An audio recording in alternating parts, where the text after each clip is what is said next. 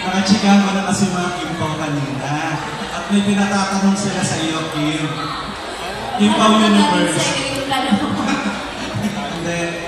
Tanong ko lang, Kim. Sabi mo kasi una mo bibigyan ng Hello Melo si Paolo, di ba? Kung isang melon si Paolo, anong klaseng melon siya sa iyo? Iba-iba ba klase ng melon? Isa lang, di ba? Albert or prutas.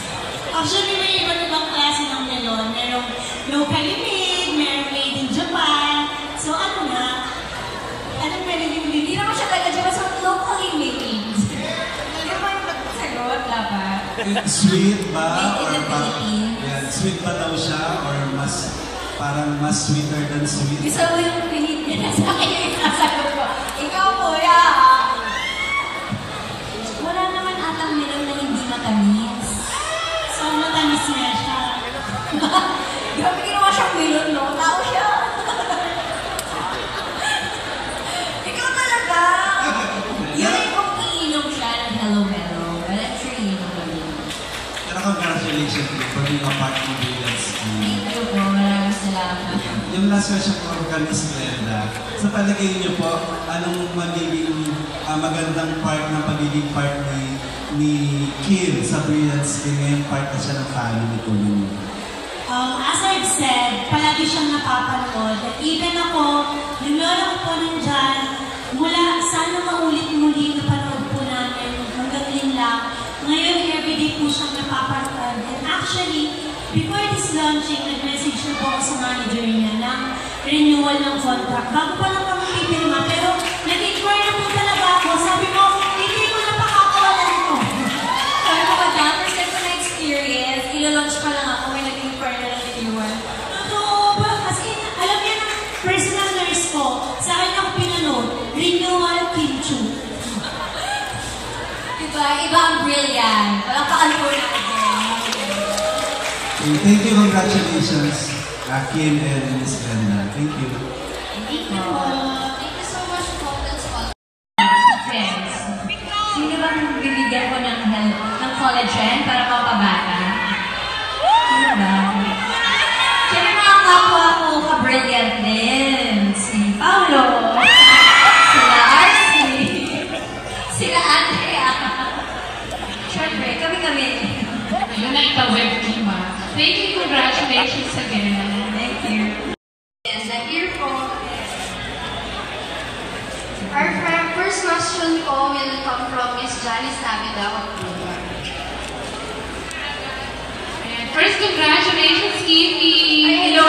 Hello po! Yes! Ganda with the band. Oh, yeah! Pinagandaan ko yung paghaharap natin.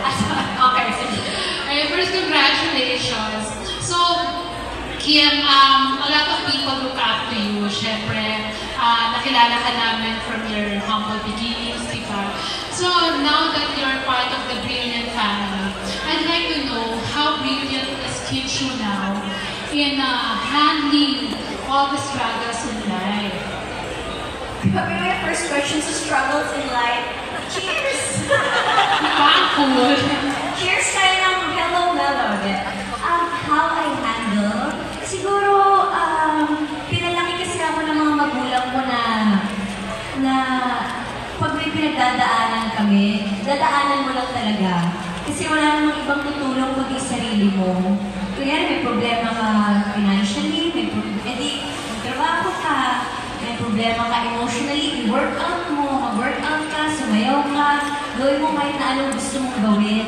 Or wala kang makausap, andyan yung mga kapatid mo, mga kaibigan mo. Lahat naman ng struggles na gagawa ng paraan. Huwag lang talaga tayong titigil kapag meron tayong problema. Kasi walang mangyayari talaga sa'yo kung hihinto ang mundo mo sa buhay. Kimchu, Cebu, Philippines. Okay. Kasama na kayo sa isang endorsement project. Siyempre masaya kami parehos because this is a blessing for us, syempre. And, ayun, masaya kami na nasa Brilliant kami. And then, sobrang bait sa amin yung madam. Thank you po. Miss Kim, my last question na lang din. Can you share some tips of having a glowing and brilliant skin? having a glowing and brilliant skin. Of course, simulan natin sa Hello Mellow every day. So, inumin natin to. Actually, parang lang siyang juice, no? Pero at the same time, malaki yung natutulong niya sa katawan natin, sa beauty natin.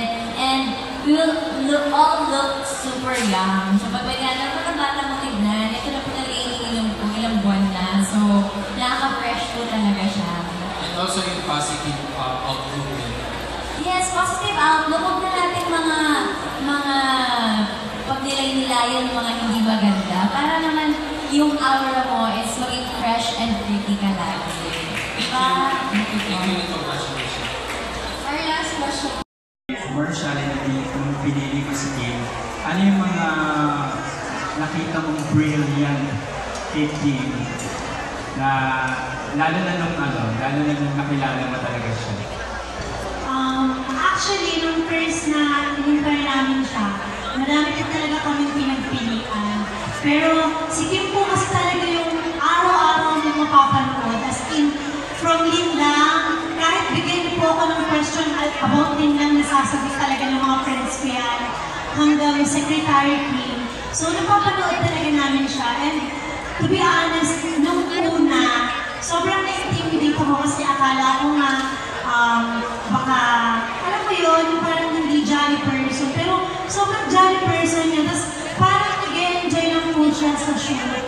Kaya sobrang tuwang-tuwa din po ako. Kasi nakwento ko yung buong buhay ko sa kanya. Sa birthday, nakwento ko na agad yung buong buhay ko sa kanya. Tapos yun na po. From humble beginnings up to ngayon. Yes, hanggang ngayon. And sobrang happy namin. Kasi sabi ko nga si Brilliant, ang tagal na din talaga namin hindi kumuha ng bagong face. So, si Kim Chiu yung parang, ang hirap kasi parang Andrea, tapos Alden, who's next? So, nandyan si Kim na everyday, mapapanood mo talaga, literal na araw-araw. At masipag mag-promote at mag-post, diba? Super po, super. Congratulations po. Long hair na po ngayon. O, diba? Shucks, nakilala ko ba kayo? Fine, I miss you, Kimi. I miss you too. Ah. Nice yung tanong. Diba? Congratulations, Kim, sa bagong endorsement. Siyempre, it's brilliant and hello, Mellow. So, ano yung mga bagay at kaganapan sa buhay mo na lately ay nagpapara-brilliant at nagpapa-hello, Mellow sa buhay mo ngayon? Lalo na sa puso mo ngayon. Grabe, syempre itong brilliant, bagong family to, grabe, parang bago lang itong inquire sa amin. Tapos ang bilis na nangyari, andito na ako ngayon sa harapan ninyo. Nakabuo na kami ng mga Victoria, ng TV commercial. So, isa to sa mga highlights talaga. Of course, ang laking kumpanya ng Brilliant, kaya I'm very happy to be part of the family. And aside from that, masaya din ako dahil sabi ko to dati sa PBB, sabi ko sa PBB, gusto ko lang pumapanood sa TV araw-araw. Nangyari ko siya ngayon, Mondays to Sundays, di ba ako mapapanood sa TV? Yun lang, tuwing gabi, showtime tuwing gabi. Asap ko tuwing linggo, tsaka Secretary Kim, Saturdays, Sundays. Thank you. Ikaw na talaga, di ba? Exciting na. Ako, bang ang Pilipinas yung tanong, how do I keep beautiful inside and out? Siguro kung maayos yung estado mo sa buhay, yung mental state mo, mag-reflect naman yun eh. Kasi kapag masaya ka sa buhay mo, ibig sabihin, nag-reflect din yun sa mukha mo na maaliwalas, mukhang masaya ka, mukha kang maganda. Kasi hindi mo pinaproblema yung problema, hindi naman kailangan problemahin. So, just live in the moment, magbuhay ka lang. Kasi ang eksena ng buhay after COVID, parang ang bilis pala ng buhay ng bawat tao. So, gawin mo na kung ano magpapasaya sa'yo and kung ano yung magpapaganda sa'yo. Gawin mo na. Thank you, Kim. By the way, how do you take care of your mental health? Mental health, sa workout. Sobrang laking tulong pa talaga ng workout. Gumigising ako ng 6 a.m. So, nag-workout ako ng mga 7, 7:30. So, doon pa lang parang naki-clear out na yung mind ko. So, ang dami ko ng energy. So, pagdating ko ng showtime, yun na po yun. Yun na po yung naipon kong lakas sa workout. Malaking tulong po talaga yung workout, not just physically but also mentally. Kahit mabilis ang 30 minutes lang,